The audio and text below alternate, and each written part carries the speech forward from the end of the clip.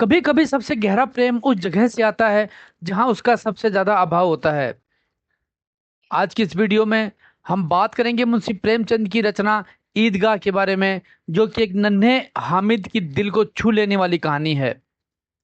तो आइए शुरू करते हैं। ईद का दिन है। गांव के सब बच्चे नए जूते, कपड़े और खिलौनों से सजे हुए हैं। हर तरफ खुशी और उत्साह का माहौल है। लेकिन हामिद, एक 4-5 साल का लड़का, पुराने मैले कुचेले कपड़ों में था। उसके पास ना नए कपड़े, ना जूते और ना ही पैसे थे।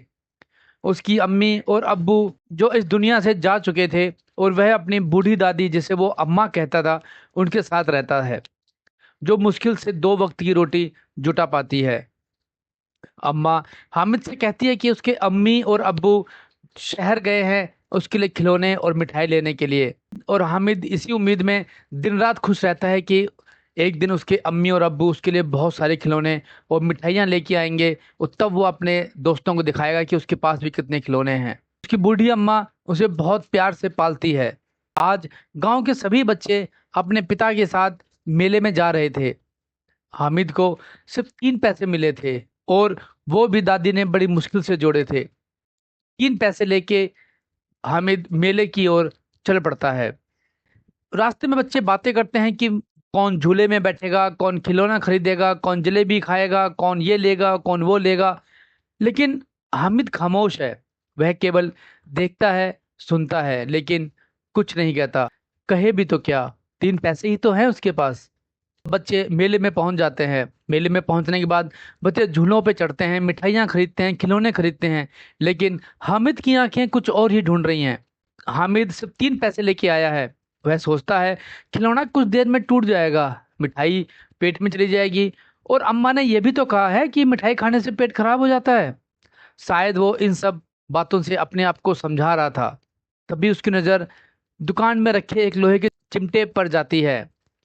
उसे याद आता है कि घर में जब उसकी दादी रोटियां सेकती है तो चूल्हे में अक्सर उसका हाथ जल जाता है, क्योंकि घर में चिमटा नहीं है। हामिद सोचता है अगर मैं चिमटा लेके जाऊं तो अम्मा का हाथ नहीं जलेगा, और अम्मा कितना खुश होंगी। वह 3 पैसे लेके लोहे की दुकान पे जाता है और दुकानदार से बोलता है मुझे ये चिमटा दे दो। दुकानदार कहता है यह चिमटा तो 6 पैसे का है। हामिद का दिल बैठ जाता है। हामिद उससे बोलता है मेरे पास 3 ही पैसे हैं। दुकानदार उसको वो चिमटा 3 पैसे में दे देता है। वह 3 पैसे में वही लोहे का चिमटा खरीद लेता है। उसने ना कोई मिठाई खाई, ना ही कोई खिलौना लिया, सिर्फ लिया तो अम्मा के लिए लोहे का चिमटा। सब बच्चे मौज मस्ती करके, खा पी के, खिलौने लेके जब घर की तरफ वापस आते हैं, तब वह चिमटा लेकर लौटता है तो सब बच्चे उसका मजाक उड़ाते हैं। जब हामिद घर पहुंचता है तो उसकी दादी उसको देख के पूछती है मेले में क्या किया, मेले में क्या खाया। सहसा उसकी दादी उसके हाथ में चिमटा देखकर चौंक जाती है। यह चिमटा कहाँ था? हामिद कहता है मैंने इसे मोल लिया। दादी कहती है कितने पैसे में? हामिद कहता है 3 पैसे में। यह कैसा बेसमझ लड़का है, दोपहर हुआ, ना कुछ खाया ना पिया, लाया क्या चिमटा। सारे मेले में तुझे कुछ और चीज ना मिली और ये लोहे का चिमटा उठा लाया। हामिद ने बड़े अपराधी भाव से कहा अम्मा, तुम्हारी उंगलियां तवे से जल जाती थी, इसलिए मैंने इसे लिया। अब तुम्हारा हाथ ना जलेगा। दादी का गुस्सा पिघल जाता है। उसकी आंखों में आंसू बहने लगते हैं। वह हामिद को गले लगा लेती है और फूट फूट के रोने लगती है। उसने देखा कि बच्चे में कितना त्याग, कितना सद्भाव और कितना विवेक है। दूसरों को खिलौना लेते हुए और मिठाई खाते देखकर इसका मन कितना ललचाया होगा। इसने कितना अपने मन को समझाया होगा। वहां भी इसे अपनी बुढ़िया दादी की याद रही।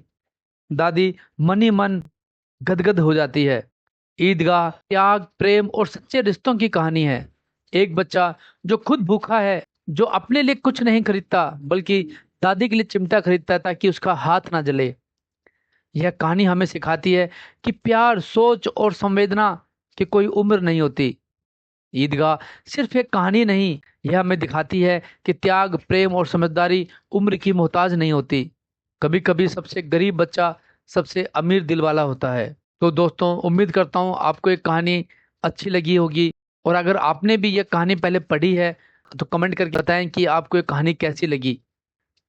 साथ ही इस चैनल को लाइक और सब्सक्राइब जरूर कर लें और कहानी को अपने दोस्तों के साथ शेयर भी करें और बेल आइकन दबा लें ताकि आपको ऐसी और भी कहानियाँ मिलती रहें। तो मिलते हैं एक और कहानी और एक और किताब की समरी के साथ। तब तक पढ़ते रहें और बढ़ते रहें, क्योंकि books can change our life.